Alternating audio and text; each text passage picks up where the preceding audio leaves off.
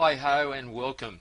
I'm Lance Schooler, the Savvy Navigator, and we're talking about Incoterms 2010, video part 3, 10 tips on using Incoterms. Now this video is for information and education only. Should you require legal advice, please refer to the Incoterms 2010 publication or to an authorised or legal practitioner in your jurisdiction. So, tip number 1, remember Incoterms are not your prime contract of sale. The seller and the buyer negotiate the contract of sale. The Incoterms need to be incorporated into that contract. Tip number 2, consider terms appropriate to the goods. If we were to be shipping coal from Australia to China, would we use Free Carrier Broome Airport Australia? I think not. We'd use a bulk carrier, and we'd probably use a term like Free on Board Port Broome Australia.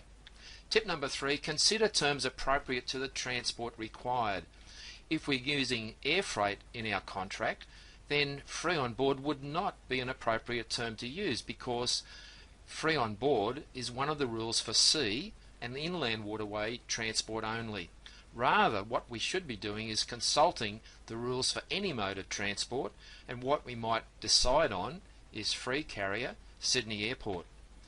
Tip number 4, decide who will organise the transport. The seller and the buyer have to organise the transport from the seller's country to the buyer, and that can involve local transport in either of their two countries, as well as the main carriage of international transport.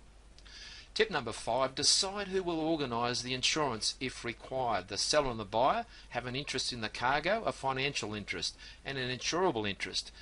If the seller is going to be responsible for the insurance premium and incorporating that into their invoice and their contract price, then cost, insurance and freight could be used for sea freight or for any mode of transport, carriage and insurance paid.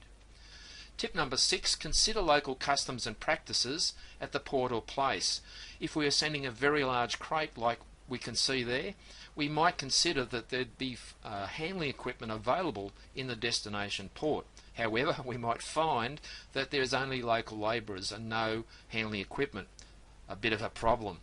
Tip number 7, consult the guidance notes, because in choosing which Incoterm is to be employed in the contract between the seller and the buyer, consideration of the guidance notes can help in figuring out which is the best one in the circumstances. Tip number 8, choose the appropriate rule. Out of the Incoterms, one has to be chosen. So choose the rule, agree on that, and then incorporate that rule into the contract of sale. Tip 9, specify the place as precisely as possible. Where the delivery is to occur, have the precise details of the point, the place and the port, and that helps to be very specific. Tip number 10, incorporate Incoterms 2010 into your contract. Remember, the contract of sale is the prime document. The Incoterm chosen should be incorporated into that contract. Well, that's it for now. Our 10 tips on using Incoterms. Our next video will be, has the ship's rail fallen off the ship?